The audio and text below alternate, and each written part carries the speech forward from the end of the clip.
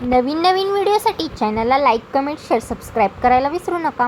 नमस्कार विद्यार्थी मित्रांनो, नर्सिंग नोट्समध्ये आपले स्वागत आहे. तर आजच्या व्हिडिओमध्ये आपण एकदम इम्पॉर्टंट क्वेश्चन घेणार आहोत.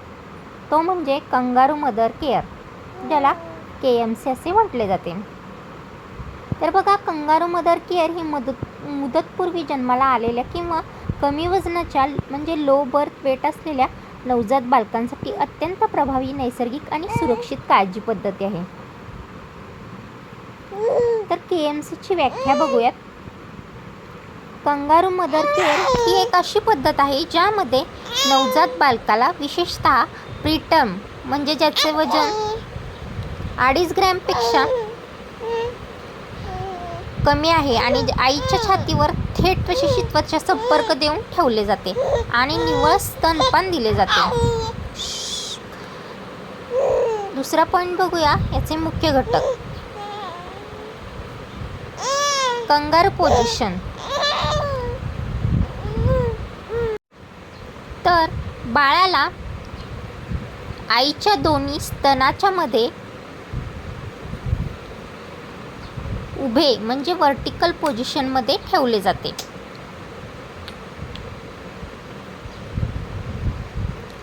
बाळाचे तोंड एका बाजूला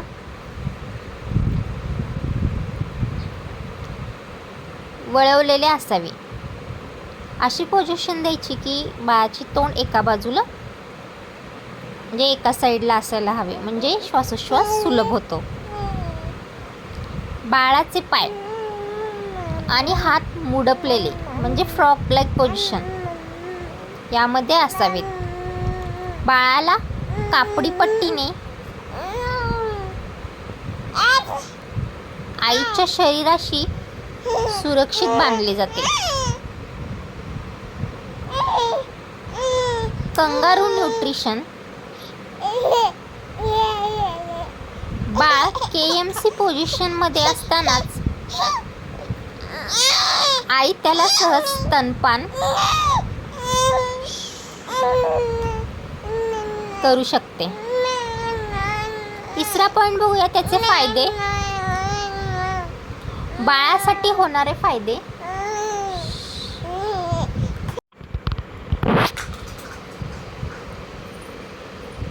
तापमान नियंत्रण म्हणजेच थर्मल कंट्रोल. हायपोथर्मिया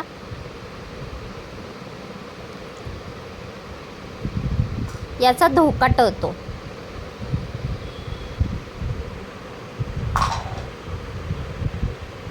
वजन वाढणे. बाळाची ऊर्जा शरीराचे तापमान राखण्यात खर्च होत नाही, त्यामुळे वजन वेगाने वाढते. संसर्गापासून बचाव. Infection control. हॉस्पिटलमधील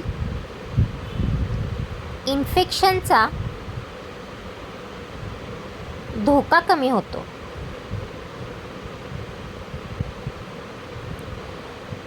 हृदय आणि श्वासोच्छ्वास स्थिर राहणे. बाळाची धडधड आणि श्वास नियमित राहतात. आई आणि कुटुंबासाठी फायदे. बाळाचे फायदे झाले. आता KMC दिल्यामुळे बाळाचे काय फायदे होते ते बघितलेत. आता आईला त्याचा काय फायदा होतो ते बघूयात. तर आईचे दूध वाढणे. स्किन टू स्किन प्रभावामुळे ऑक्सिटोसिन संप्रेरक वाढले जाते आणि हा संप्रेरक वाढल्यामुळे दुधाचे प्रमाण देखील वाढले जाते. भावनिक बंध. Emotional bonding. आई आणि बाळामधील नाते अधिक घट्ट होते. आईचा मानसिक ताण कमी होतो. कालावधी आणि पात्रता बघूयात. पात्रता सर्व म्हणजे हे कांगारू मदर केअर कोणाला दिली जाते तर प्रीटर्म व लो बर्थ वेट बेबींना, जी हिमोडायनॅमिकली स्टॅबल आहेत. कालावधी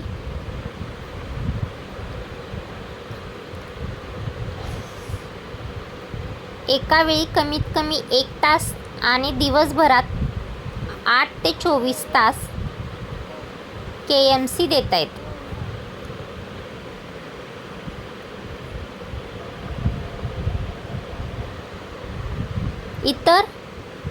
इतर कोणी देऊ शकतं तर आई उपलब्ध नसल्यास वडील किंवा घरातील इतर प्रौढ व्यक्ती